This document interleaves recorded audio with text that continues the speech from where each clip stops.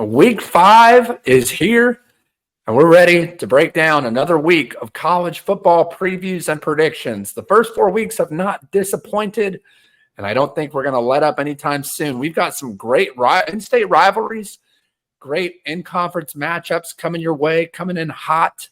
Let's not waste their time. I'm Nathan Johnston here with my co-host, Brad Hopkins, and today's special guest picker. That's right. He's back after a 2-week suspension. Rooster, good to have you back, man. Good to be here. Well, we're excited. Let's jump right into it, Brad. Let's not waste anyone's time. Like I mentioned, we're going to start off hot with a big game. First game of the week is going to be Oklahoma State at Kansas State, number 20 versus number 23 in their own respect. 12 p.m. kickoff on ESPN. Kansas State currently favored by 4.5 in this one in Bill Snyder Family Stadium. Played in Manhattan, Kansas. Kansas State gets the home field advantage after losing a tough loss at BYU. We picked that game. We got a lot of heat in the comments for that one, but we're ready to bounce back this week. Forgot to mention real quick our records. I'm 11-13. Rooster is, I believe, 14-10. 14-10. And Brad, you are 13-11. So not a great week for us last week, but let's jump right into it and try to get back on track. Brad, I'll turn over to you. Thoughts on this top 25 Big 12 matchup and what could be the final destination for one of these teams, could make it to the Big 12 championship game?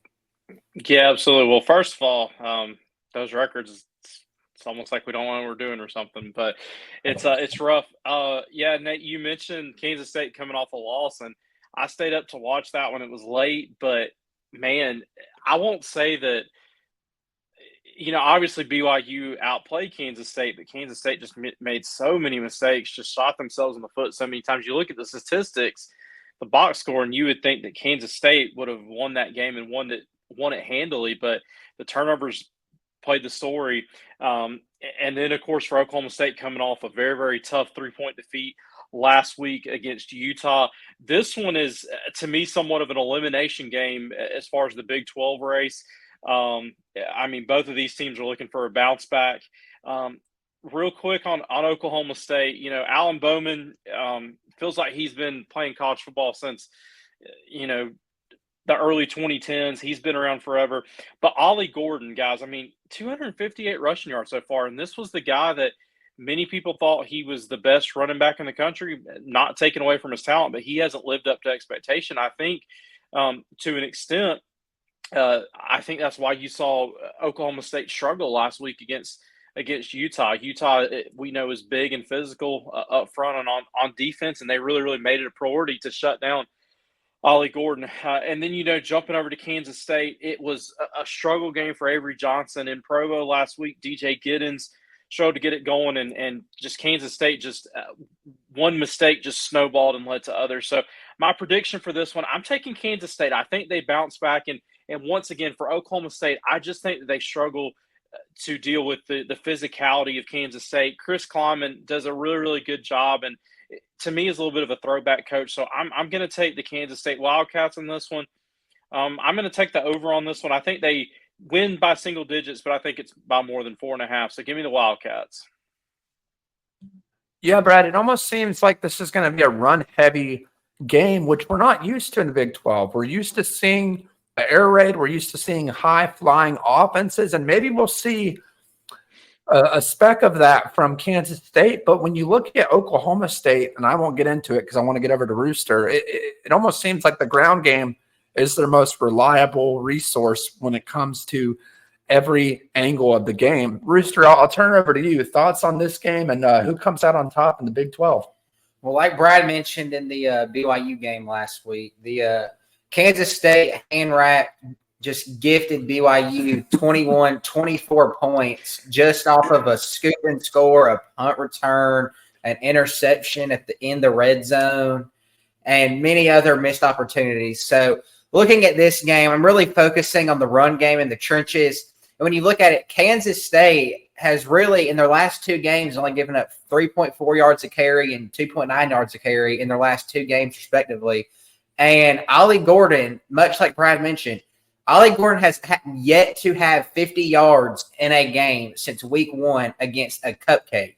So, I mean, Ollie Gordon has yet to put it all together yet. So, with that being said, I mean, Kansas State, they've got DJ Giddens, they've got the transfer, they got Edwards, then you've got a dual threat quarterback. And at the end of the day, I think Kansas State's defensive line is going to be able to continue to halt Ollie Gordon. And I'm just going to be honest, I do not trust Bowman out there just to sling that thing around, because experience can only get you so far.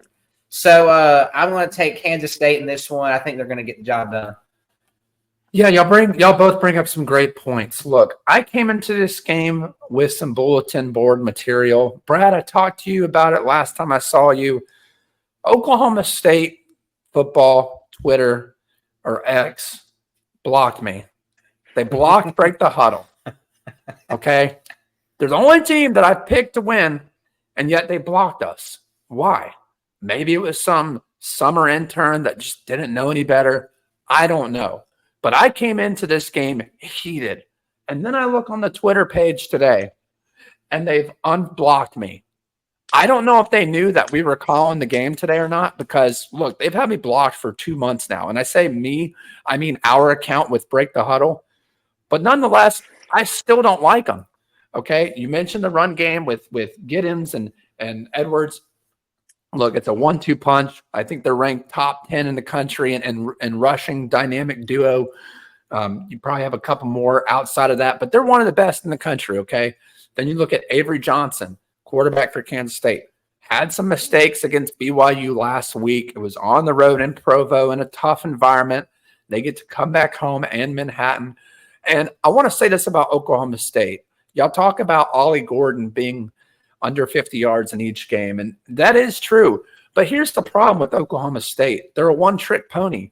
All they have is their run game. They can't trust Bowman to get back there and throw it and be consistent and trust him to throw it down the field without being picked off. So I think that's what you're seeing. I don't think the level of play has gone down necessarily from Olive. I was about to say Olive Garden. Ollie Gordon. I don't know. Olive Garden's got some great deals. We're not sponsored, but I think Ollie Gordon still is a dynamic player. I think he's going to be really good in the NFL. But with Oklahoma State, there's nothing else that they can do. They rely on him too much. You saw, him get a DUI in the offseason, and yet the coach comes out and says that, oh, we're going to punish him by giving him the ball. Why? Because if they suspend him, his butt is gone. His coaching job, he's out. And I know Mike Gundy's been there for a while, but look, let's call a spade. Without Ollie Gordon, that Oklahoma State offense is nothing. And that's nothing to take away from some of the other players that work their tails off week in and week out. But look, we're here to win football games. And when you can't throw the ball and you're one-dimensional, it's gonna cause some issues, and it's gonna expose you real quickly. That's my rant for today. Give me the Kansas State Wildcats in a big one. I have them winning by 15 to 20 points. So give me Kansas State at home to bounce back and get back on the winning track in hopes of going to the Big 12 championship game. Be sure to subscribe down below and let us know in the comments who you think will come out on top in this Big 12 matchup.